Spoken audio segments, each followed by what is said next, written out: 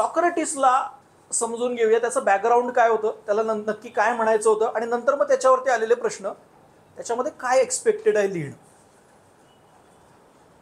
UPSCने आतापर्यंत मॉरल थिंकर्सवरती जे प्रश्न विचारलेत ते कोटेशन फॉर्ममध्ये विचारलेत. कोट दिलाय त्या थिंकरचं आणि what this quotation mean to you, या कोटेशनचा तुम्हाला कळणारा अर्थ कोणता, किंवा what this quotation mean to you in present context, सध्याच्या काळात या कोटेशनचा अर्थ काय, अशा दोन पद्धतीने विचारलंय. आणि मोस्ट ऑफ द टाइम त्या कोटेशन दिलेल्या स्कॉलरचं, फिलॉसॉफरचं फार काही तुम्हाला माहीत नसेल तरी तो प्रश्न टॅकल करता येतो. ह्या मॉरल फिलॉसॉफर किंवा जो थिंकरचा पॉईंट आहे त्याचं फार बर्डन घेण्याचं गरज नाहीये. But at the same time तो जर पॉईंट झालेला असेल तर आपल्या पूर्ण पेपरला एक वेगवेगळ्या प्रकारचं काय मिळू शकतो, इथिकल अप्रोच मिळू शकतो. काही रेअर केसमध्ये UPSCने असे प्रश्न विचारलेत की ज्याच्यात जर तुम्हाला त्या मॉरल थिंकर्सची बेसिक थॉट प्रोसेस माहीत असेल, त्याची बेसिक फिलॉसॉफी माहीत असेल तर निश्चितपणे फायदा होतो. त्यात गांधी, जॉन रॉल्सला आपण पाहिलं होतं, आणि तिसरे सॉक्रेटिसवरती आतापर्यंत 3 ते 4 वेळा प्रश्न विचारलेले आहेत. त्याच्यामध्ये एक प्रश्न डेफिनेटली असा होता की जर तुम्हाला सॉक्रेटिसचं बेसिक अंडरस्टँडिंग नसेल तर तो प्रश्न टॅकल करायला अवघड जातो. म्हणजे 2020च्या पेपरमध्ये थेअरीच्या पोर्शनमधला शेवटचा प्रश्न होता, system of morality which is based on relative emotional value is मिअर vulgar conception which has nothing true or sound in it, असं सॉक्रेटिसचं वाक्य होतं. आता इमॅजिन करा, मोस्ट ऑफ द मुलं काय करतात, केस स्टडीपासून सुरुवात करतात आणि थेअरी शेवटी लिहितात. पेपरचा शेवटचा 5 मिनिटं राहिलेत, 4 मिनिटं राहिलेत, आणि सॉक्रेटिस म्हणतो system of morality which is based on relative emotional value is a मिअर vulgar conception. म्हणायचं काय आहे हे कधी समजेल, ज्या वेळेला थोडा तरी सॉक्रेटिस माहीत असायला पाहिजे. प्रॉमिनंट स्कॉलर आहे वेस्टर्न फिलॉसॉफिकल स्कूलमधला, त्या कंटेक्स्टमध्ये आपण बघूया. सॉक्रेटिसच्या बॅकग्राऊंड बद्दल काही माहिती आहे का, कोण होता, पार्श्वभूमी कशी होती, तर अत्यंत गरीब कुटुंबातील, पुअर फॅमिलीतला, पुअर बॅकग्राऊंडमधला, आणि आपल्या ब्युटी इथिक्सच्या, सौंदर्याच्या नीतिशास्त्रात कुठेच न बसणारा. आपली जी सौंदर्याची धारणा आहे त्याच्यामध्ये सॉक्रेटिसला त्याच्या असण्यावरून, दिसण्यावरून इतक्या प्रमाणात डिवचलं गेलेलं आहे, आणि ते डिवचणं ची सुरुवात होते त्याच्या बायकोपासूनच. सॉक्रेटिस गरीब होता आणि फिलॉसॉफी शिकायची होती किंवा फिलॉसॉफीचा अभ्यास करायचा होता. फिलॉसॉफी या शब्दाचा अर्थ होतो लव्ह फॉर विजडम, शहाणपणाविषयीचं प्रेम. सॉक्रेटिसनं असं म्हणलंय की ज्याला त्या शहाणपणाविषयीचं प्रेम दाखवायचं आहे, ज्याला त्या फिलॉसॉफीचा अभ्यास करायचा आहे, त्यांनी आपल्या गरजा, नीड्स या काय ठेवायला पाहिजेत, एकदम बेअर मिनिमम ठेवायला पाहिजे. येतंय लक्षात? बघा, जे परीक्षेसाठी लिहायचं आहे ते तुमच्या नोट्समध्ये आहे, तुम्हाला ती ग्रुपमध्ये पण मी शेअर करतो, समजून घ्या. म्हणजे काय होईल, सॉक्रेटिस नीट लक्षात राहील. बेअर मिनिमम राहिलं पाहिजे, बेअर मिनिमम नेसेसिटी असायला पाहिजे. त्यामुळे आयुष्यात त्यांनी कधी चप्पल वगैरे पण वापरली नव्हती. कोणत्याही ग्रीकमध्ये वगैरे याच्यामध्ये एक्स्ट्रीम प्रकारचं वेदर असतं तरी त्यांनी आपले कपडे वगैरे एकाच प्रकारचे मेंटेन ठेवले होते, कारण त्याला माहित होतं की जर आपल्या गरजा मर्यादित ठेवल्या नाहीत तर आपल्याला काय होणार आहे, ते फिलॉसॉफी स्टडी वगैरे करता येणार नाही. बऱ्याच ठिकाणी या अभ्यासासाठी त्याला मित्रांची मदत होते. म्हणून पुढे आपण थॉटमध्ये त्याच्या बघू, मित्रांविषयी किंवा फ्रेंडशिपविषयी त्याचे खूप पॉझिटिव्ह विचार आहेत. मित्र कसा असायला पाहिजे, मित्रत्वाचे पर्पज काय असायला पाहिजे याविषयी पण तो अत्यंत कळकळीच्या ह्याच्यानी बोलतो की माझा मित्र कसा असायला पाहिजे, कारण त्याला स्वतःला त्याच्या मित्रांची खूप मोठ्या प्रमाणात मदत झालेली आहे.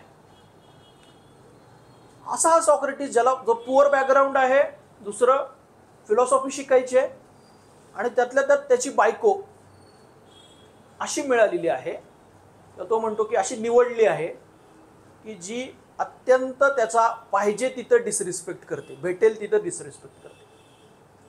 UPSCने असं विचारलं होता, your perception of me is reflection of you, my response to you is my awareness about me. तुमचं जे माझ्याविषयीचं मत आहे, दृष्टिकोन आहे, ती तुमची प्रतिक्रिया आहे. मी तुम्हाला जो प्रतिसाद देतो ते मी मला समजून घेऊन आलेला हे आहे. एक शॉर्ट फिल्म होती पुढे जाण्याच्या आधी, की ज्याच्यामध्ये एक रेल्वेमध्ये माणूस जात असतो, अत्यंत काळा सावळा असा तो माणूस आहे, आणि दुसरा कोणीतरी माणूस पर्स चोरतो आणि आरोप याच्यावरती येतो, तू चोर आहेस. त्याला म्हणजे दिवसभर त्रास देतं, चोर चोर चोर हे वाक्य डोक्यात घुमत असतं. तो काय करतो, दुसऱ्या माणसावर तोच प्रयोग करतो, पाकिटाला हात हा लावतो, आरोप दुसऱ्या माणसावर जातो, परत तीच रिॲक्शन असते, चोर. तो त्या माणसाला विचारतो, वाईट वाटलं असेल ना, चोर म्हटला तुला तो? म्हटलं नाही, मी मला 20 वर्षापासून ओळखतो, तो 2 मिनिटापासून ओळखतो, मी चोर आहे की नाही हे त्यांनी कसं ठरवावं? येतं लक्षात? Your perception of me is a reflection of you, my response to you is awareness of me. तशीच त्याची ती झॅम्टी नावाची जी बायको आहे, ती अत्यंत शीघ्रकोपी, ज्याला म्हणतात आपण अँगर इश्यू असलेली.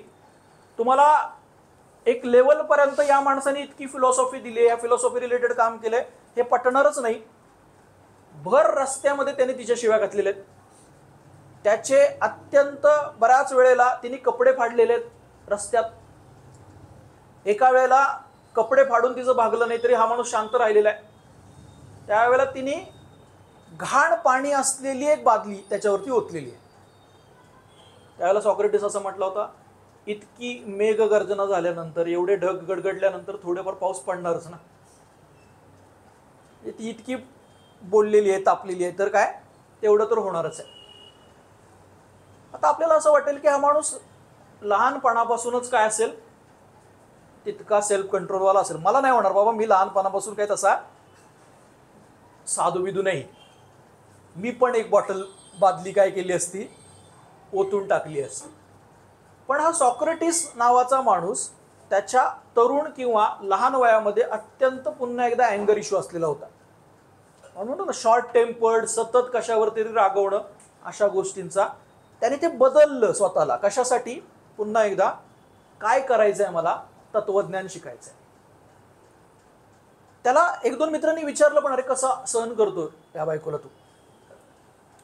तो म्हटला, ज्याला जगाला तत्वज्ञान शिकवायचंय, ज्याला अख्ख्या जगातील मानवांशी संवाद साधायचा आहे, डायलॉग विथ होल ह्युमॅनिटी, त्याची परीक्षा घ्यायलाच अशी बायको दिली असेल. त्याला तो एक ॲनॉलॉजी अशी लावतो, तो म्हणतो ज्याला चांगला घोडेस्वार व्हायचा आहे, त्याला शांत घोड्यावरती प्रॅक्टिस करून चालणार आहे का? मग घोडा कसा पाहिजे? तो ॲग्रेसिव्ह पाहिजे, मस्त वाल ज्याला म्हटलं जातं.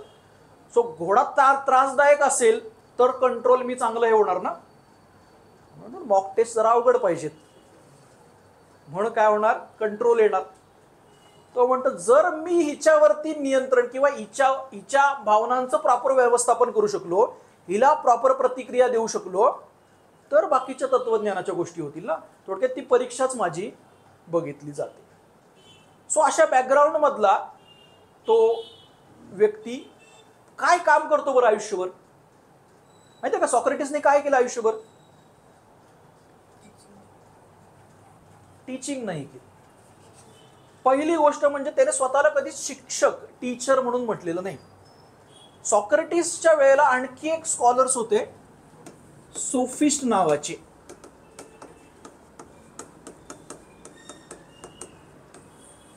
ते सोफिस्ट लोकांनी, आपण सोफिस्टला वेगळं बघणार पण आहोत, आपल्या स्वतःच्या ना एज्युकेशनल इन्स्टिट्यूशन उभारल्या होत्या, शैक्षणिक संस्था. पण तो स्वतःला काही, तो असं म्हणायचं की अशा संस्था वगैरे नाही पाहिजेत किंवा बेसिकली त्या शिक्षणाच्या याच्यावरती तुम्ही पैसे पण घेतले नाही पाहिजेत, असं त्याचं आर्ग्युमेंट होतं. मगाशी मी जे तुम्हाला सांगितलं ना की सॉक्रेटिसच्या बायकोचं नेचर आणि भारतातील किंवा महाराष्ट्रातील एक प्रॉमिनंट तत्वविचारक, फिलॉसॉफर, यांच्यामध्ये साम्य आहे. कोण? तुकाराम. तुकारामांची बायको सुद्धा काय करती, अशाच प्रकारे सतत शीघ्रकोपी, ज्याला म्हणतात अँगर इश्यू असलेली. मी तुम्हाला एकदा रेफरन्समध्ये सांगितलं पण होतं बघा, संगीत देवबाबळी नावाचं नाटक आहे, सध्या बऱ्याच चर्चेमध्ये सुद्धा आहे. त्या संगीत देवबाबळीमध्ये दाखवले की विठ्ठलाची बायको तुकारामांच्या बायको आणि याच्यामधलं दोघांमधला संवाद, ती सतत तुकारामांना विठ्ठलाचं नाव घेतो म्हणून शिव्या घालतीये आणि विठ्ठलाला पण शिव्या घालते विठ्ठलाच्या बायकोसोबत. आणि या दोघांमधून हे तत्वज्ञान देतात. अर्थात त्या अवलीची दुसरी बाजू पण दाखवलेली आहे त्या नाटकामध्ये, की कुठे जायचं किंवा या माणसाला सोडून दुसरं कुठेकडे जायचं. त्या दोन्हीच्या पार्श्वभूमीवर मला एक प्रश्न फिलॉसॉफिकल रेज करावा वाटतो, की आपल्या जवळ असलेला सॉक्रेटिस किंवा आपल्या जवळ असलेला तुकाराम आपण ओळखायला कमी पडतो का? जसं तिच्या बायकोला किंवा त्या, बघा ना, तुकारामाला सगळ्यात जास्त त्रास कोणी दिलेला आहे? आजूबाजूच्या लोकांनीच दिलाय. जेव्हा तुम्हाला लक्षात येतं की हा माणूस इंटेलेक्च्युअल आहे, त्यावेळेला उलट काय करायला पाहिजे? जास्त समाजाने त्याबाबत सपोर्टिव्ह असायला पाहिजे. युपीएससी लास्ट इयरला 2024लाच प्रश्न विचारला, empires of the future will be empires of mind. भविष्यातील साम्राज्य हे मस्तिष्कांचे साम्राज्य असतील. कसं? तुम्ही इंटेलेक्च्युअल लोकांना कसा रिस्पेक्ट करताय, कशा प्रकारे तुम्ही त्यांच्याशी बिहेव करताय, त्याच्यावरती ते ठरणार आहे.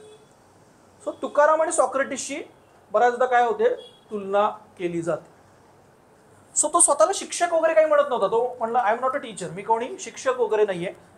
त्याचं एक सिम्पल काम होतं जे डेली बेसिसवरती तो करायचा, लोकांशी डायलॉग, संवाद इस्टॅब्लिश करायचा. म्हणजे जिथे जिथे आपण म्हणू ना गर्दीचे ठिकाणी, चौकांमध्ये किंवा एखाद्या आपण म्हणू चर्चच्या बाहेर लोक उभे आहेत, सामान घ्यायला लोक आलेली आहेत, त्यांना फक्त तो काय करायचा, प्रश्न विचारायचा. आणि सोपे सोपे प्रश्न विचारायचा. समजा तुम्ही चौकामध्ये उभे आहात, सॉक्रेटिस आला, तो म्हणेल करेज म्हणजे काय, what do understand by courage, धैर्य म्हणजे काय. मग तुम्ही काय देणार, तुमची धैर्याची व्याख्या देणार. तो म्हणणार तुमच्या डेफिनेशन मध्ये ना हे जे तुम्ही सांगितलं ते धैर्य रिप्रेझेंट करत नाही, करेज रिप्रेझेंट करत नाही. मग तुम्ही डेफिनेशन अजून बदलणार, तो पुन्हा त्यात दाखवणार की याच्यात हा प्रॉब्लेम आहे. सो त्याचं म्हणणं होतं की माझं पर्पज काय आहे, की लोकांना कळत नाहीये की नक्की कशाला, कोणत्या व्हॅल्यूला, की बेसिकली काय झालं, ॲम्बिग्युटी तयार झालेली आहे, असंदिग्धता निर्माण झाली. कशाबद्दल? व्हॅल्यूज बद्दल. करेज कशाला म्हणायचं, हॅपीनेस कशाला म्हणायचं, कोणत्या व्हॅल्यूचा अर्थ काय. आणि म्हणून लोक काय करत नाहीत, इथिकली किंवा मॉरली वागत नाहीत. एकदा त्यांना तो अर्थ पटवून दिला की काय होणार, ते त्या प्रकारे वागतात. मग तुम्ही म्हणाल की बाबा डायरेक्टली सांग ना, असं कशाला विचारतो, एक प्रश्न, दोन प्रश्न, तीन प्रश्न, म्हणजे 4 प्रश्नानंतर तुम्ही बरोबर करेजचं उत्तर दिल्यावर तो म्हणणार हा हे करेज आहे, मग पहिल्यांदाच सांग ना हे करेज आहे म्हणून. असं पण होऊ शकतं ना. त्याचं सॉक्रेटिसचं आर्ग्युमेंट असं आहे की तुम्ही दुसऱ्या कुठल्याही व्यक्तीला शिकवू शकत नाही. तुम्ही शिकवल्यामुळे जर कोणाचं मतपरिवर्तन झालं, मनपरिवर्तन झालं, तर ते काही वेळासाठी असतं, शाश्वत सस्टेनेबल नसतं. ते लॉंग टर्म जर तुम्हाला कदाचित थॉट प्रोसेस चेंज करायची असेल तर त्यांनी स्वतः त्या विचारातून जायला पाहिजे. आपण रिसेंटलीच युपीएससी मेन्सच्या मुलांना एसे दिला होता, education is not merely learning of facts, it is thought और थिंकिंग प्रोसेस. विचार तुम्ही कसे करता त्याच्यावरती. सॉक्रेटिसचा भर पण काय होता, तुम्ही विचार करून त्याच्यापर्यंत पोहोचलं पाहिजे. युपीएससीने GS4ला एक स्वामी विवेकानंदांचं वाक्य विचारलं होतं, कंडेमेन नन, कुणाचीही निर्भत्सना करू नका, निंदा करू नका. जर कुणाला त्यांच्या मार्गाने जायचं असेल तर जाऊ द्या, असं स्वामी विवेकानंद म्हणतात. काय म्हणतात, दुसरा कुठल्या तरी मार्गाने जायचंय, त्याला दुसऱ्या मार्गाने जायचंय, तरी पण त्या मार्गाने जाऊ द्या, तुम्ही त्याच्या मार्गावरती टीका करू नका. हे का आहे बरं? जोपर्यंत तुम्ही स्वतः निवडलेल्या मार्गावर जात नाही तोपर्यंत त्या चुकांमधून किंवा त्या चुकीच्या मार्गातून अल्टिमेटली माणूस शिकतो. इवन 2024ला युपीएससीच्या एथिक्सच्या पेपरमध्ये स्वामी विवेकानंदांचंच कोट होतं, लर्न एव्हरीथिंग फ्रॉम अदर्स.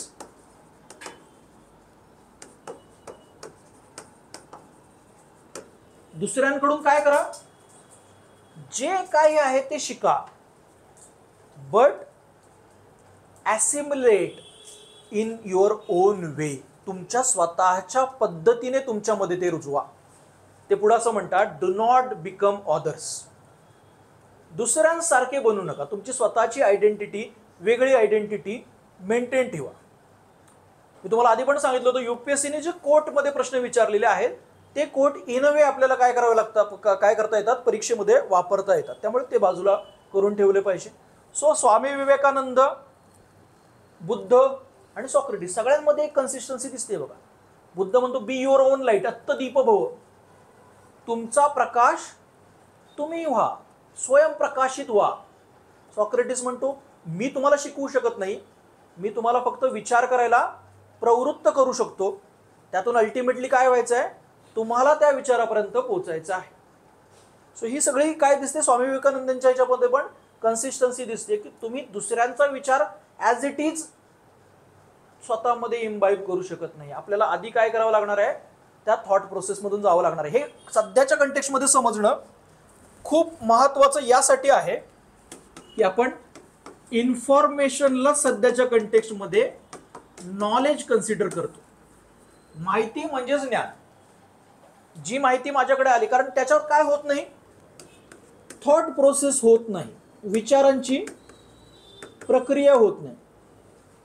त्यामुळे सॉक्रेटिसला काय म्हणायचं आहे की विचारांची प्रक्रिया झाली आणि त्यानंतर तुम्ही त्या विचारापर्यंत पोहोचले तर तो विचार काय राहील, स्टेबल राहील. त्याचं फेमस वाक्य आहे, I know only one thing that I know nothing. मला एकच गोष्ट माहिती आहे की मला काहीच माहिती नाही. सो या वाक्याला समजा हेच वाक्य आपल्याला कोटेशन म्हणून आलं परीक्षेमध्ये, कसं बघायचं बरं याच्याकडे आत्ताच्या प्रेझेंट कंटेक्स्टमध्ये. काय म्हणतो तो, I know only one thing that I know nothing. मला काहीच माहिती नाही याचंच ज्ञान फक्त मला आहे. हा असा माणूस आहे की ज्याने नॉलेजला व्हर्च्यू कन्सिडर केले, सद्गुण. काय सद्गुण आहे, तो नॉलेज, ज्ञान ज्या माणसाकडे आहे, ज्ञानी मनुष्य सद्गुणी असतो असं त्याचं म्हणणं आहे. पण ज्या वेळेला स्वतःच्याकडे किती ज्ञान आहे असं विचारलं जातं त्यावेळेला तो म्हणतो माझ्याकडे एकच प्रकारचं ज्ञान आहे की मला काही माहिती नाही.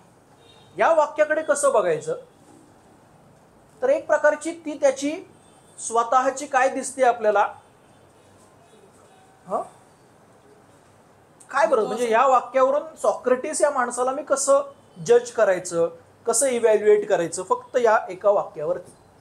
असं सांगायचं नाही की माझ्याकडे खूप नॉलेज आहे, म्हणजे दाखवून नाही द्यायचं दुसऱ्याला, अशा प्रकारचं. एक असा माणूस जो तुम्हाला फक्त प्रश्न विचारतोय, तुम्हाला विचार करायला प्रवृत्त करतोय आणि तो म्हणतोय मला काहीही माहिती नाही. यावरून त्या माणसाचं नेचर काय, गर्विष्ठपणा. आपल्याला काय येतो बरं, इगो. म्हणजे शिक्षण, मला जास्त माहिती आहे याचा कुठं ना कुठं तरी काय होतो, तो इगो डेव्हलप होतो. तो ॲटिट्यूड आपला निगेटिव्ह व्हायला लागतो, आजूबाजूंच्याकडे बघायला, दुसऱ्यांना आपण कमी लेखायला लागतो. एक प्रकारचं तो स्वतःचं काय दाखवतोय, ती इंटेलेक्च्युअल हाईट दाखवतोय, बौद्धिक उंची दाखवतोय की ज्याच्यामध्ये ती लीनता आहे, बौद्धिक लीनता, की मला काही माहिती नाही. सध्याच्या काळात हे खूप महत्वाचं झालंय, कारण आपल्याला जरा जरी काही समजलं तरी आपण आपल्याला तेच महत्वाचं आहे किंवा तेच बरोबर आहे असं कन्सिडर करायला लागतो. बरोबर, सध्याच्या काळाला पोस्ट ट्रुथचा काळ म्हणतात, सत्योत्तर जग. कारण इथे प्रत्येक जण आपलं कसं खरं आहे हे मांडण्याचा प्रयत्न करतोय. त्या काळामध्ये सॉक्रेटिस म्हणतो की मला काहीच माहिती नाही. हे एक प्रकारचं ऍक्सेप्टन्स पण दाखवतो की आपण काय करतोय गोष्टींना. बघा, कधी ज्या वेळेला तुम्हाला लक्षात येतं ना की मला काही माहिती नाही, त्यावेळेला तुम्ही काय करू शकता, गोष्टी ऍक्सेप्ट करू शकता. ज्यावेळेला तुम्ही असं म्हटलात की मला सगळंच माहिती आहे, तुम्ही ऍक्सेप्ट कराल का दुसऱ्या गोष्टी. म्हणजे सध्याच्या जगाचा प्रॉब्लेम हा लर्निंगचा नाही आहे बघा, तो आहे डीलर्न करण्याचा, रीलर्न करण्याचा. डीलर्न करण्याचा प्रकार म्हणजे काय? आता ना तुमच्या स्टेट बोर्डची वगैरे पुस्तकं बघितली तर तिथे पण असं रिसोशलायझेशन सारखा शब्द आहे, पुनर्सामाजिकीकरण. डीलर्न करणं म्हणजे काय? जे मी आधी शिकलेलं आहे ते बाजूला करून नवीन गोष्ट शिकणं, आत्मसात करणं. बऱ्याचदा आपण आधी ज्या शिकलेल्या गोष्टी असतात त्या चुकीच्या असू शकतात. मी तुम्हाला एसएच्या लेक्चरला म्हटलं होतं बघा की बऱ्याच गोष्टी आपल्याला काय कराव्या लागतील, जर तुम्ही एसएचं आधी काही ऐकलेलं असेल, डीलर्न करावं लागेल. हे अवघड जातं माणसाला. डीलर्न करणं का अवघड जातं? कारण मला माहिती आहे तेच कसं बरोबर आहे किंवा मी कसा ज्ञानी आहे हेच प्रत्येकाला वाटत असतं. सो त्या कंटेक्स्टमध्ये डीलर्न अवघड होऊन जातं आणि मग रीलर्नची प्रोसेस होतच नाही. रिसोशलायझेशन, पुनर्सामाजिकीकरण म्हणजे काय? पुन्हा एकदा, सामाजिकीकरणाच्या प्रक्रियेमध्ये, सोशलायझेशनच्या प्रोसेसमध्ये आपण काही ॲटिट्यूड, बिलीफ जनरेट केलेले असतात जे चुकीचे असू शकतात. महिलांविषयीचे ॲटिट्यूड, कास्टविषयीचे ॲटिट्यूड, ते बाजूला सोडून नवीन चांगले सकारात्मक ॲटिट्यूड डेव्हलप करणं, दॅट इज रिसोशलायझेशन. सो कधी होईल बरं डीलर्नची प्रोसेस आणि रीलर्नची प्रोसेस? ज्या वेळेला त्या प्रकारची इंटेलेक्च्युअल ह्युमिलिटी, बौद्धिक लीनता तुमच्याकडे आहे. I know nothing. एक आणखी स्कॉलर आहे, त्याने एक शब्द वापरलाय, learned ignorance.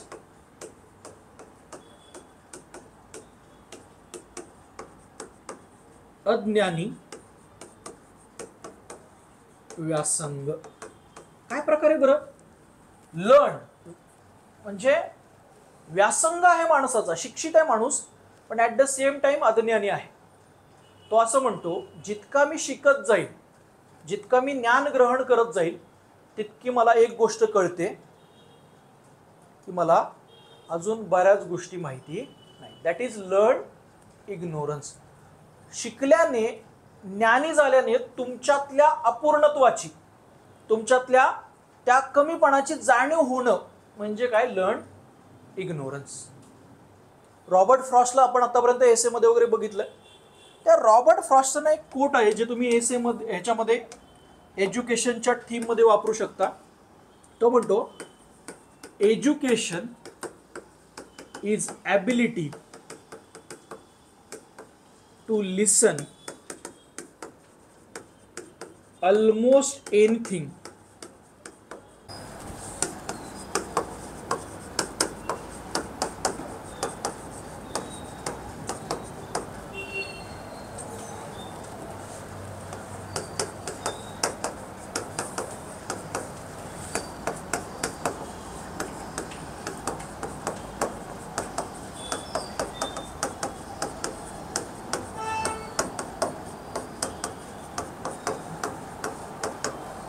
Education is ability to listen almost anything without losing your temperance and self-confidence. तुमची चित्तवृत्ती आणि आत्मविश्वास गमावू न देता कोणतीही गोष्ट ऐकण्याची ताकद म्हणजे शिक्षण. बघा, जसं आपल्याला असं वाटतं की एखाद्या गोष्टीबद्दल मला खूप माहिती आहे, आपण दुसऱ्यांचं ऐकणं कमी करतो.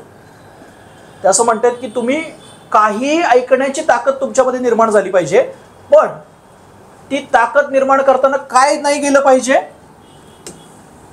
तुमची शांत वृत्ती, टेम्परन्स, संयम तुमचा हल्ला नाही पाहिजे. आणि ॲट द सेम टाइम आत्मविश्वास, सेल्फ कॉन्फिडन्स. म्हणजे बरं मला असं लक्षात येईल की अरे हे मला माहिती नाही, म्हणून याचा अर्थ असा नाही ना की आपण आपला सेल्फ कॉन्फिडन्स कमी करावा. यूपीएससीच्या इंटरव्ह्यूच्या कंटेक्स्टमध्ये आपण एक गाईडलाईन सांगतो बघा, कधीच सॉरी म्हणायचं नाही इंटरव्ह्यूमध्ये, जेव्हा तुम्हाला काही माहिती नाही. मग याच्यामध्ये सॉरी, क्षमा मागण्यासारखं काहीच नाही. ही कलोनियल मेंटॅलिटी आहे, वसाहतवादी अभिवृत्ती, की बाबा माहिती नाही तर हा बाबा नाही माहिती. काही चांगले इंटरव्ह्यू आहेत बघा यूपीएससीचे, ज्यांना चांगले मार्क्स आहेत. ते नेहा बॅनर्जी म्हणून एक कधी वेळ मिळाला तर यूट्यूबमध्ये तिचा मॉक इंटरव्ह्यू पहा. एकाही वेळेला ती सॉरी म्हणत नाही. जर नाही माहिती तर त्यात सॉरी म्हणण्यासारखं काय, तुमचं सेल्फ कॉन्फिडन्स कमी करण्यासारखी कोणतीही गोष्ट नाही. याचा अर्थ काय, मी म्हणेन की बाबा हा दिस इज इंटरेस्टिंग, मी जे काय करू शकतो त्याच्यावरती काम करणं अपेक्षित आहे किंवा करेन मी. सो तुमचा टेम्परन्स आणि सेल्फ कॉन्फिडन्स न घालवता तुम्ही कुणातलीही गोष्ट कधी ऐकू शकता.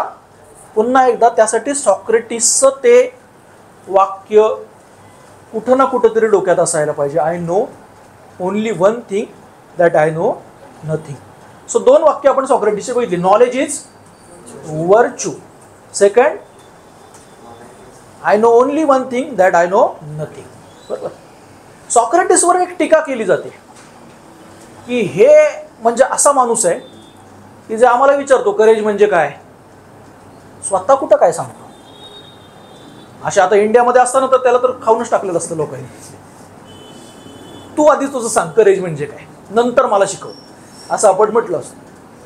तर ही त्याच्यावरती असणारी टीका तो ॲक्सेप्ट करतो आणि तो म्हणतो सी माझं काम माझ्या आईसारखं आहे. त्याची आई होती स्वीन, जी लहान बाळांना जन्म देण्यासाठी मदत करायची. स्वतः जन्म बाळांना देते कधी, मदत करते. तसंच म्हणतो की माझं म्हणणं काय किंवा माझं पर्पज काय आहे, लोकांमध्ये त्या प्रकारचे विचार निर्माण व्हावे यासाठी मदत करणं. मी ते बॉर्न करणार नाही, मी त्यांना जन्म घालणार नाही. मी काय करणार आहे, ते विचार जन्माला यावे यासाठी मदत करणार आहे. आलंय लक्षात. सॉक्रेटिस जसं नो दाय सेल्फ म्हणतो, I know only one thing that I know nothing म्हणतो, तसंच त्याचं एक वाक्य आहे जे आपल्याला वेगवेगळ्या टॉपिकमध्ये किंवा ह्याच्यामध्ये वापरता येतं. प्रॉमिनंट त्याचं आहे नो दाय सेल्फ, अर्थात स्वतःला जाणा, स्वतःला समजून घ्या. नो दाय सेल्फ. बघा जसं सॉक्रेटिस नॉलेजला वर्च्यू म्हणतो, तसंच पॅरलली इंडियन ट्रॅडिशनमध्ये, भारतीय परंपरेमध्ये ज्ञानाला महत्वाचं स्थान दिलेलं आहे का?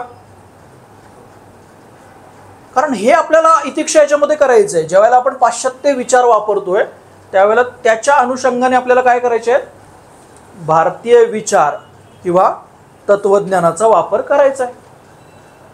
सॉक्रेटिस जसं म्हणतो नॉलेज इज वर्च्यू, ज्ञान हा खूप मोठा सद्गुण आहे, तसं भारतीय परंपरेत आहे का कुठे ज्ञानाविषयीचं महत्व, ज्ञानाची माहिती सांगितलेली गोष्ट?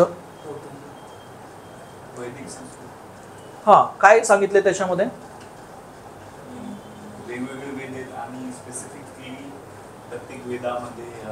एखादं स्पेसिफिक वाक्य किंवा स्पेसिफिक गोष्ट माहिती आहे? बरोबर. जैनांचे त्रिरत्न. काय त्रिरत्न जैनांचे? Right knowledge, right faith, right conduct. किंवा आपण KFC म्हणू. Right knowledge, right faith, right conduct. सम्यक ज्ञान, सम्यक श्रद्धा किंवा विश्वास आणि सम्यक आचरण. इंटरेस्टिंग आहे. पहिलं सम्यक ज्ञान आहे. त्या ज्ञानातून काय निर्माण होत आहेत? श्रद्धा आणि विश्वास, आणि त्यातून माझं आचरण. आपण आपली श्रद्धा आधी तयार करतो, आपण आधी विश्वास तयार करतो आणि मग काय करतो, आचरण करण्याचा प्रयत्न करतो. त्यात लॉजिकल कन्सिस्टन्सी आहे. Right knowledge, then right faith, then right conduct, याचा एकत्र येऊन तुम्ही जैनांची त्रिरत्न निर्माण होतात. आलं लक्षात? तसंच भगवद्गीतेमध्ये सुद्धा म्हटलंय ज्ञानाविषयी. काय म्हटलंय? नहि ज्ञानेन सदृशम पवित्रमिह विद्यते.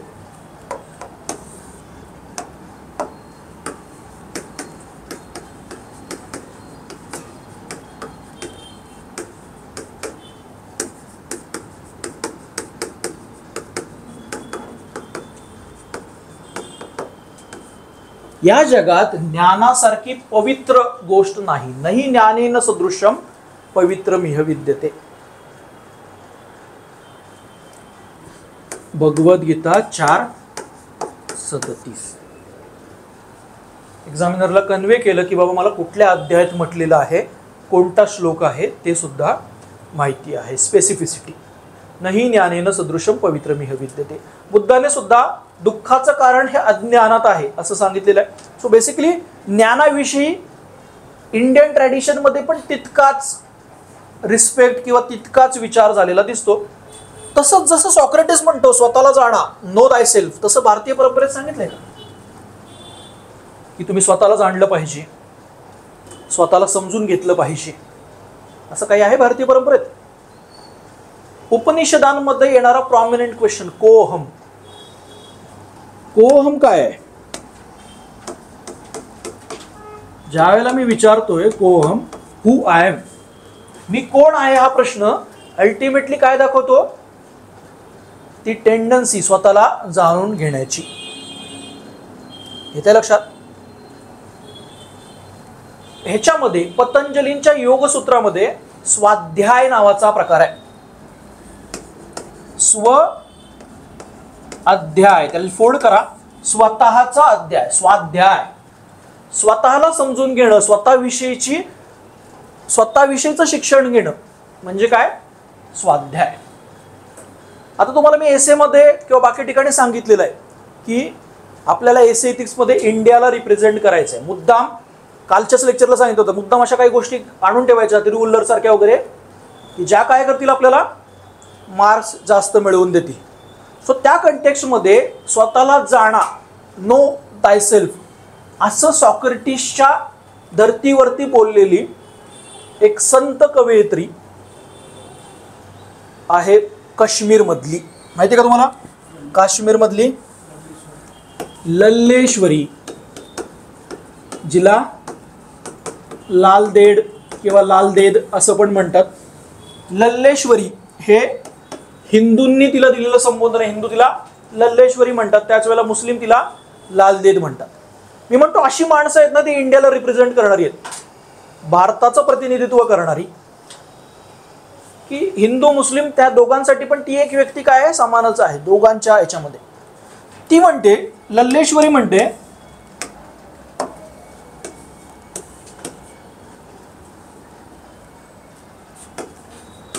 भेद न कर. काय करू नकोस? कोणत्याही प्रकारचं डिफरन्शिएशन भेद करू नको. स्वयं को जान, कुणाला ओळख? स्वतःला ओळख. पुन्हा एकदा आलाय का सॉक्रेटिस? स्वयं को जान, यही है साहब से पहचान. स्वयं को जान, यही है साहब से पहचान. स्वतःला ओळख हीच साहेबाची ओळख आहे. साहब म्हणजे कोण? ईश्वर. ईश्वराला तुला ओळखायचं असेल, ईश्वराला तुला जाणायचं असेल तर आधी कुणाला ओळख? स्वतःला ओळख. आहे का इंडियामध्ये पण नो दायसेल्फ सारख्या पॉवरफुल आयडिया? मुद्दाम त्या काय करायच्यात आपल्याला लक्षात ठेवायच्या आहेत. सो सॉक्रेटिसची काही प्रॉमिनंट वाक्य आतापर्यंत आपण बघितली. I know only one thing, that I know nothing. Second, knowledge is virtue. Third, know दाय सेल्फ. आता स्वतःला ओळखायचं असेल तर सॉक्रेटिसने सांगितलेला पुढचा एक उपदेश पण काय आहे, महत्वाचा आहे ते समजण्यासाठी. तो म्हणतो, जे युपीएससीने कोट विचारलं पण होतं, unexamined life is not worth living. जिचे परीक्षण केलेले नाही ते जीवन जगण्याच्या योग्यतेचे नाही. Unexamined life is not worth living. यूपीएससीने एक 10 मार्कर कोट मध्ये सॉक्रेटिसचं हे वाक्य विचारलं होतं, unexamined life is not worth living. पुन्हा एकदा एक्झामिनेशन कुठल्या कंटेक्स्टमध्ये सॉक्रेटिसला महत्वाचं वाटतंय? तुमच्या व्हॅल्यूज रिलेटेड क्लॅरिटी येते का? पर्पज, आयुष्यातलं प्रयोजन तुम्हाला कळलेलं आहे का? नोईंग युअर सेल्फ कधी प्रॉपर होईल? ज्यावेळेला तुम्ही काय कराल? स्वतःच्या आयुष्याचं एक्झामिनेशन करा. बऱ्याच कंटेक्स्टमध्ये हे एक्झामिनेशन महत्वाचं आहे, बरोबर? जसं भारतीय परंपरेमध्ये किंवा इंडियन स्कॉलरमध्ये जे कृष्णमूर्ती माहिती आहेत, ऐकले? त्यांनी असा शब्द वापरलाय, टर्म दिले फ्रीडम फ्रॉम नोन. त्याला मराठीत संस्कारबद्धतेतून स्वातंत्र्य किंवा मुक्तता असं म्हटलं जातं. Freedom from non. आता हे इंटरेस्टिंग आहे. आतापर्यंत आपण बोलतोय स्वतःला जाणा, हे म्हणतायत स्वतःपासूनच मुक्तता मिळवा. हा काय प्रकार आहे? काय असेल बरं की फ्रीडम फ्रॉम नोन, स्वतःपासून मुक्तता, संस्कारबद्धतेतून मुक्तता. ते असं म्हणतात विदाउट लूजिंग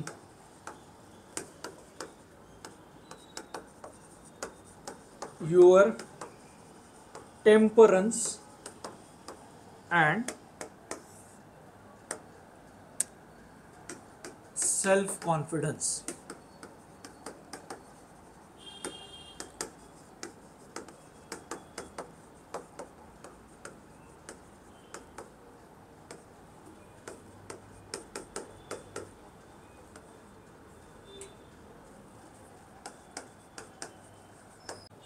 की लहानपणापासून आपल्यावर झालेलं सोशलायझेशन, आपण घेतलेले एक्सपिरियन्स, आपले निर्माण झालेले काही विचार, थॉट, ॲटिट्यूड, याच्यामुळे आपलं एक व्यक्तिमत्व, पर्सनॅलिटी बनलेली असते. बरोबर? ती personality most of the time एक अशी कप्पेबंद असते, एका फ्रेममध्येच आपण जगत असतो. म्हणजे मी नाही तसा, किंवा आपण वेगळ्या प्रकारे ते एक्सप्लोअर करायला किंवा आपल्या पर्सनॅलिटीमध्ये चेंज करायला तयार नसतो. ते असं म्हणतात की ती पर्सनॅलिटी काय करते, आपल्याला एक प्रकारचा कम्फर्ट देते. तो कम्फर्ट जरी देत असली तरी ती तुमची ग्रोथ काय करते, रिटार्ड करते. म्हणजे तुमची कोणत्याही प्रकारची स्पिरिच्युअल असेल किंवा डेव्हलपमेंटल असेल, अशा कुठल्याही कंटेक्स्टमध्ये ग्रोथ का होत नाही? कारण आपण आपल्या स्वतःचं एक असं एक आपण म्हणू झापडबंद असं एक व्यक्तिमत्व तयार केलेलं असतं आणि त्याच कंटेक्स्टमध्ये आपण स्वतःला बघत असतो. जेव्हा ते म्हणतात फ्रीडम फ्रॉम नोन, म्हणजे काय, माझं ते स्टिरियोटिपिकल ओपिनियन किंवा जे स्टिरियोटिपिकल एक इमेज तयार झाली आहे स्वतःबद्दलची, साचेबंद प्रतिमा, त्यातून बाहेर पडून स्वतःला बघणं आणि स्वतःला एक्सप्लोअर करणं. आले लक्षात? पण मग त्यासाठी काय करावं लागेल? जर मला माझ्या त्या स्टिरियोटिपिकल इमेज पासून स्वतःला बाजूला करायचं असेल, तर मला पहिला टप्पा काय असेल? सॉक्रेटिस म्हणतो त्याप्रमाणे नो दाय सेल्फ आणि unexamined life is not worth living. Examination करावं लागेल ना आयुष्याचं. बघा, आपण आपल्या कॉग्निटिव्ह सिस्टीममध्ये वेगवेगळ्या प्रकारचे बायसेस क्रिएट केलेले असतात. तुम्ही ऐकलं आहे की नाही माहिती नाही, but availability bias, confirmation bias, अशा वेगवेगळ्या प्रकारचे बायसेस आपण तयार केलेले आहेत. याला मराठीत उपलब्धता पूर्वग्रह असं म्हणतात आणि याला पुष्टीकरण पूर्वग्रह असं म्हणतात.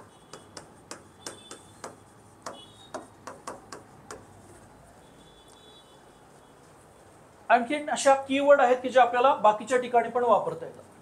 अवेलेबिलिटी बायस मध्ये आपण काय करतो की आपल्याकडे जी इन्फॉर्मेशन येते, माहिती येते, त्याचा सॅम्पल साईज काय आहे हे न बघता आपण काय करतो, ती गोष्ट जनरलाइज किंवा नॉर्मलाइज करतो. म्हणजे माझे काका सिगारेट पितात तरी त्यांना कॅन्सर झालेला नाही, याचा अर्थ सिगारेट पिल्यामुळे कॅन्सर होत नाही. आता तुम्ही ज्यासाठी सॅम्पल साईज वापरलाय तो किती आहे? एक काका. त्याच्यावरून एवढं जनरलायझेशन झालं पाहिजे होतं का? सामान्यीकरण झालं पाहिजे होतं का? नाही. समजा एखाद्या एरियामध्ये एका व्यक्तीला लॉटरी लागली, सगळे लोक काय करतात? लॉटरी घ्यायला जातात. एका व्यक्तीला लागली, त्याच्या बेसिसवरती सगळे काय करतात? माझ्या गावातला एक अधिकारी झाला, अख्खं गाव अधिकारी व्हायला गावातून बाहेर पडलं. That is availability bias. Availability bias म्हणजे काय? तुमच्याकडे असलेला सॅम्पल साईज काय आहे, या सॅम्पल साईजचा विचार न करता आपण काय करतो? जनरलायझेशन करतो. कन्फर्मेशन बायस म्हणजे काय? पुष्टीकरण. माझ्या आधीच काहीतरी बायसेस असतात, काही ॲटिट्यूड आहे, थॉट आहे. नवीन जी इन्फॉर्मेशन येईल त्या इन्फॉर्मेशनचा असा मी वापर करतो की आधीच माझा असलेला ॲटिट्यूड बिलीफ काय होईल, आणखी कन्फर्म होईल, त्याचं पुष्टीकरण होईल. मी तुम्हाला एक एक्झाम्पल सांगतो. 2011च्या सेन्ससचे जेव्हा आकडेवारी बाहेर आली होती त्यावेळेला त्यातला सिलेक्टिव्ह आस्पेक्ट काय मी घेतला, मुस्लिम लोकसंख्या वाढली. आणि सगळ्यांनी मग ते नंतर व्हॉट्सअप फॉरवर्ड, फेसबुक युनिव्हर्सिटी सगळ्याकडे ते टाकायला सुरुवात केली. इवन न्यूजपेपर किंवा मीडियानी पण त्याचा वापर करून घेतला ब्रेकिंग न्यूज बनवण्यासाठी. पण त्यात आणखी एक आस्पेक्ट होता की मुस्लिम लोकसंख्येचा आणि इवन हिंदू लोकसंख्येचा वाढीचा दर, ग्रोथ रेट काय होतोय, कमी होतोय.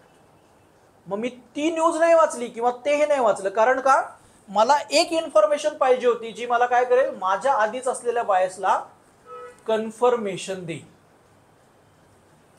सिलेक्टिव्ह घेणं. आता हे असे बायसेस मधून तुम्हाला बाहेर पडायचं असेल आयुष्यात तर रुटीनली काय व्हावं लागेल, एक्झामिनेशन व्हावं लागेल.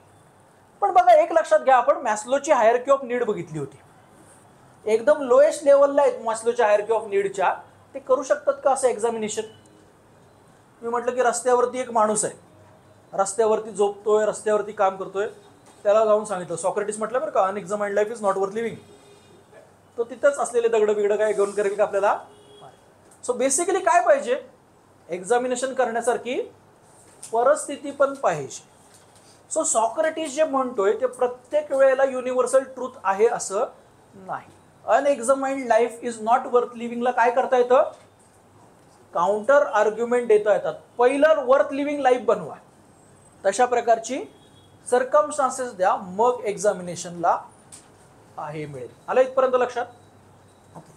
जसं तो सोफिस्टला विरोध करायचा की टीचर नाही म्हटलं पाहिजे, तुमचे एज्युकेशनल इन्स्टिट्यूशन नसायला पाहिजेत, तसा सॉक्रेटिसचा आणखी एका गोष्टीला विरोध होता सोफिस्टच्या कंटेक्स्टमध्ये. बघा सोफिस्ट काय म्हणायचे, व्हॉट इज सक्सेस, यश कशात आहे, जे तुम्ही डिझायर करता. काय करता? डिझायर म्हणजे ज्याची तुम्हाला आकांक्षा आहे, ती डिझायर केलेली गोष्ट तुम्हाला मिळाली तर तुम्ही कोण? यशस्वी. तुम्हाला जे हवंसं वाटतं ते हवेसे वाटलं मिळालं तर काय म्हणणार तुम्हाला? यशस्वी. सॉक्रेटिस याला विरोध करतो. तो असं म्हणतो, मला जे हवंसे वाटते म्हणजेच काय, डिझायर, आणि जे माझ्यासाठी इष्ट आहे, गुड, याच्यामध्ये भेद आहे. What is desirable is not always good. जे मला हवंसं वाटतं ते प्रत्येक वेळेला चांगलं असेलच असं नाही. काय बघायला पाहिजे, कशाकडे गेलं पाहिजे आपण? इष्ट. इथिक्स मधला अत्यंत महत्वाचा वर्ड. इथिक्स मध्ये राईटच्या पलीकडे जायचं असतं, गुडकडे. जे इष्ट आहे, इष्ट काय दाखवतं? त्याची आपण म्हणू सँक्टिटी किंवा त्याच्यामधली पवित्रता दाखवतं. तुम्हाला जे हवं आहे ते तुमच्यासाठी बरोबरच असेल असं नाही, तुमच्यासाठी चांगलं असेलच नाही. म्हणून ज्ञानेश्वरीमध्ये पण काय म्हणतात बरं संत ज्ञानेश्वर, जो जे वांछील तो ते लाव. त्यातला वांछील शब्द काय करतो, रिप्रेझेंट करतो? इष्टता.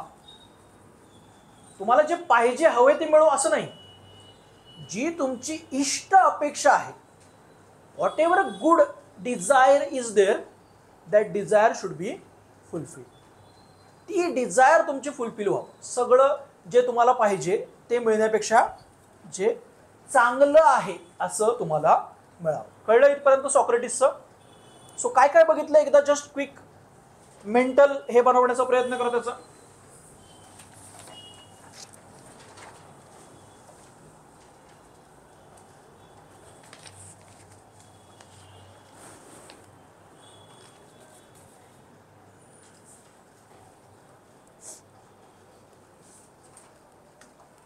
नॉलेजची थीम आली, व्हॅल्यूज रिलेटेड गोष्ट आली, तिथे तिथे सॉक्रेटिस वापरता येतो.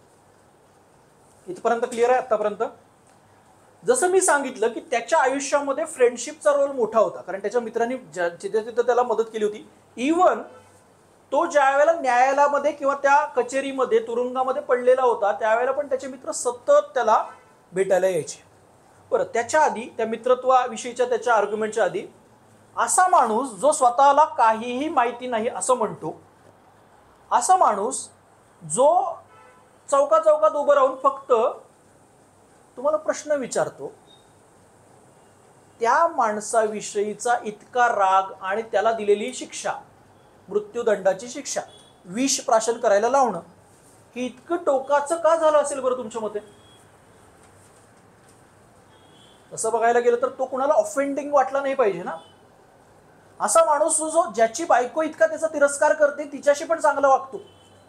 म्हणजे एक प्रसंग त्याचा असा आहे की त्याच्या मुलाने त्याच्या आईला उलटं बोललं होतं, त्यावेळेला पण तो मुलाला समजवतो की तुझ्या आईशी बोलण्याची पद्धत नाही आणि आईशी सन्मानाने रिस्पेक्टफुलीच बोललं पाहिजे.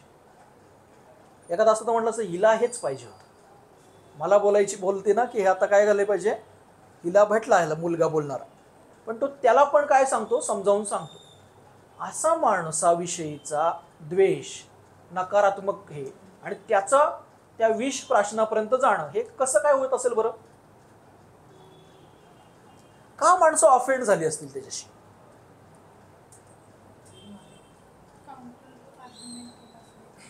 काउंटर आर्ग्युमेंट केलं.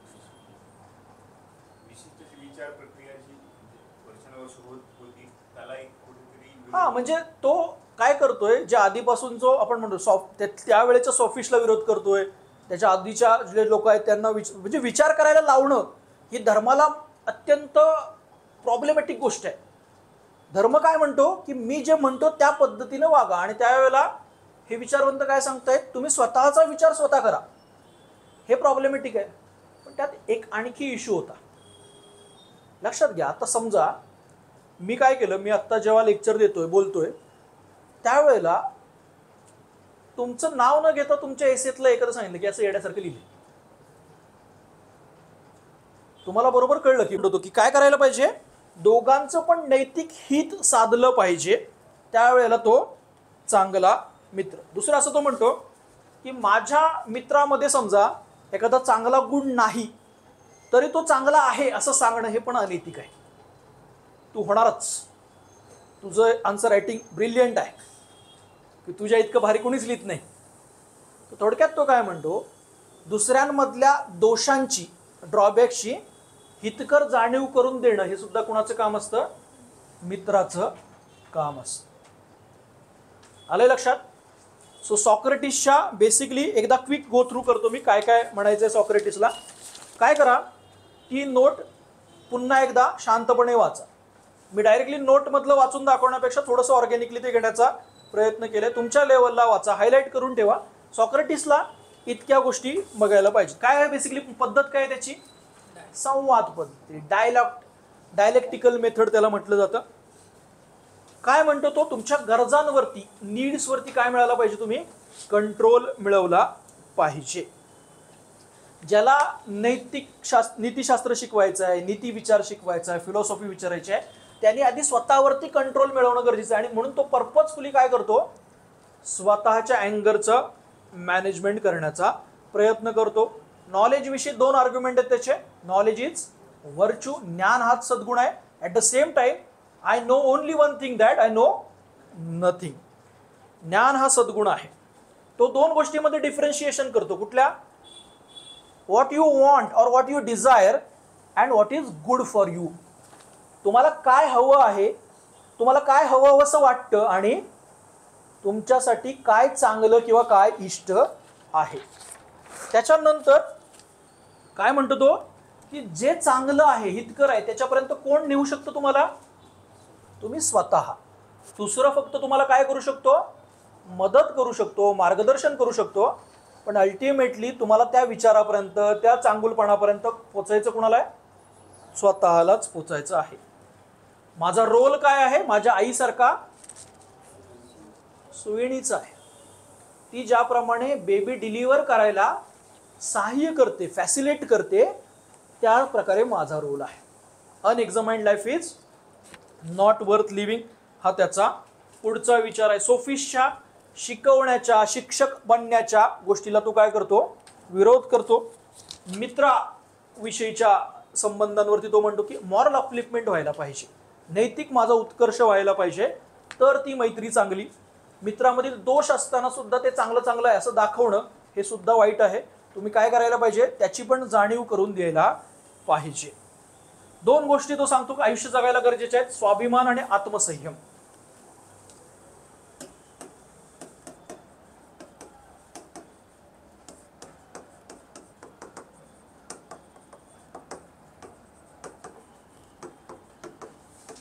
सेल्फ कंट्रोल, ज्या गोष्टींवरती तो काय करतो,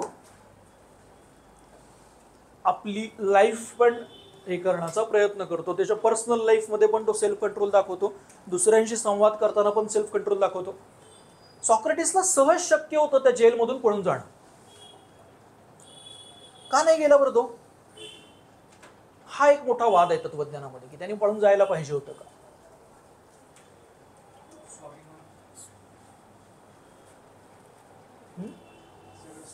स्वाभिमान. ओके, अजून त्याचं असं म्हणणं होतं की कायद्याचं उल्लंघन हे तुमच्यासाठी चांगलं असलं, तुमच्या दृष्टीने असलं तरी पूर्ण समाजाच्या दृष्टीने ते इष्ट किंवा डिझायरेबल नाही. थोडक्यात तो कायद्यांच्या अराउंड पण काय करतोय स्वतःच, पण ते आपल्याला थोडं परीक्षेसाठी तितकं महत्वाचं नाही. तो काही ठिकाणी आपल्या विचारांना कन्सायन्स ज्याला आपण म्हणतो ना की आतमधला आवाज, त्यानुसार पण विचार करतो. म्हणजे एक इंटरेस्टिंग स्टोरी आहे, परत एकदा तितकी रिलेव्हंट नाही आपल्या याच्यासाठी. त्याचा एक मित्र होता, मित्र म्हणण्यापेक्षा त्याच्याविषयी फार नकारात्मक भावना असलेला पण व्यक्ती होता. त्यांनी विचारलं होतं की डेल्फी मधला सगळ्यात हुशार माणूस कोण. तो जो सॉक्रेटिसचा एरिया होता तिथला सगळ्यात हुशार माणूस कोण. ते देवाला कल घेणं माहीत असतं आपल्याकडे घेतात बघा, कौल घेणं.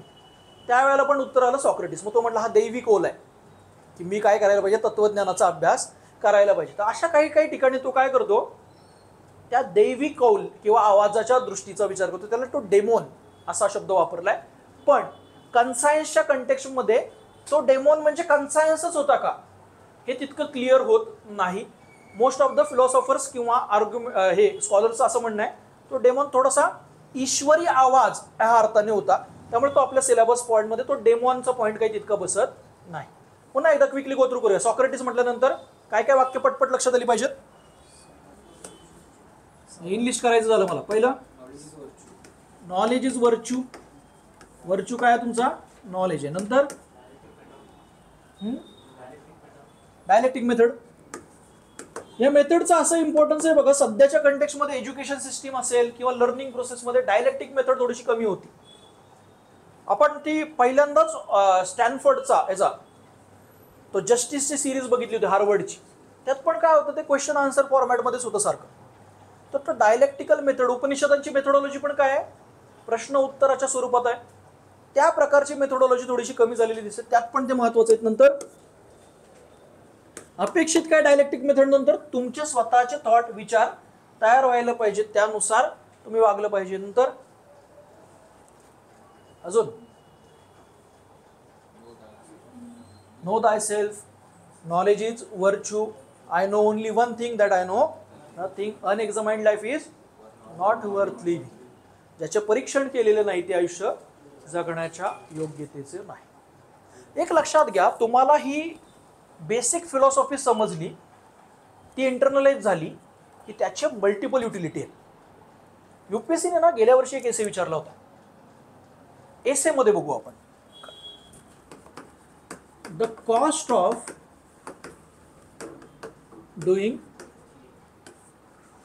being wrong is less than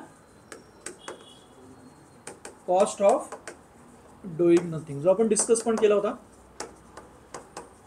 बघा. हे जे आहे ना बिंग रॉंग, चुकणं पण, ते स्वतःच्या परत त्या विवेकानंदांचा विचार, सॉक्रेटिसचा विचार त्या ओरिएंटेडच दिसतो. तिथं सांगता आलं पाहिजे की सॉक्रेटिसने सांगितलंय की तुम्ही काय करायला पाहिजे, स्वतःच्या मेथोडॉलॉजीने जाऊन शिकलं पाहिजे. आणि मग त्यामध्ये तुम्ही चुकू शकता, पण त्यातून काय कराल, शिकाल.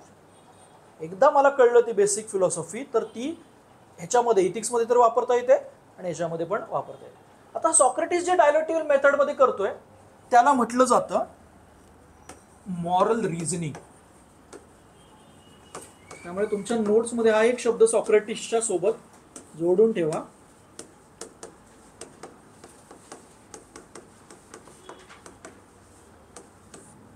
मॉरल रिझनिंग, तार्किक, ज्याला आपण म्हणू लॉजिक रिझनिंग, त्याचा भर काय होता बरं या डायलॉगमधून, डिस्कशनमधून? अशा प्रकारचं रिझनिंग व्हायला पाहिजे, तार्किक विचार व्हायला पाहिजे. त्याचा मॉरल रिझनिंग वरती भर होता. म्हणूनच त्याने ते वाक्य बोललं होतं जे युपीएससीने विचारलं होतं की basically the conception of morality which is based on relative emotional value. तो कशाला विरोध करतोय माहिती काय? मॉरल रिझनिंगच्या वरती भर देऊन तो विरोध करतो दोन गोष्टीला, मॉरल इंट्युशनला, नैतिक अंत प्रज्ञेला, त्याला म्हणा अंतप्रज्ञेचा आवाज, अंतकरणाचा आवाज. आणि दुसरं विरोध तो करतो मॉरल रिलेटिव्हिजमला, नैतिक सापेक्षतावाद. तो ह्या दोन्ही गोष्टींच्या अपोज मध्ये आहे. त्याचं म्हणणं आहे असं की डेफिनेट काही व्हॅल्यूज आहेत की ज्याच्यापर्यंत माणूस पोचू शकतो, ऑब्जेक्टिव्ह रिअलिटी, ऑब्जेक्टिव्ह व्हॅल्यूपर्यंत पोचू शकतो. जर तुम्ही याच्यावरती रिलाय राहिले तर काय होणार? सगळं सब्जेक्टिव्ह राहणार, सापेक्ष राहणार.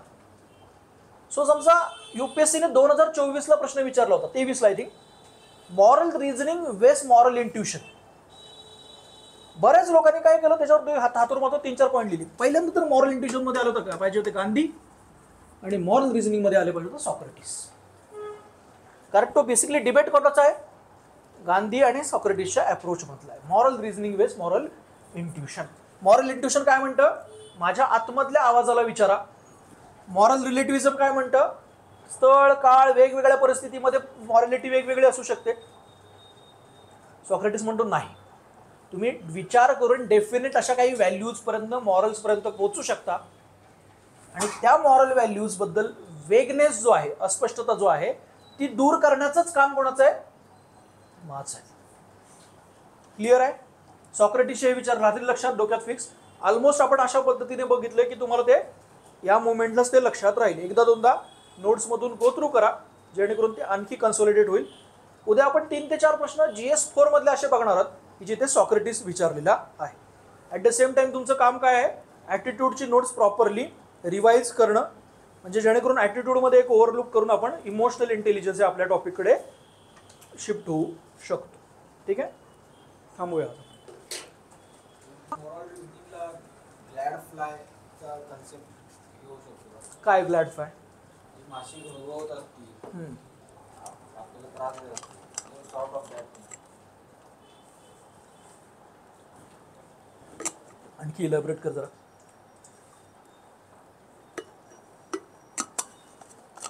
म्हणजे सतत प्रश्न हां, विचार, बोलता येईल तसं.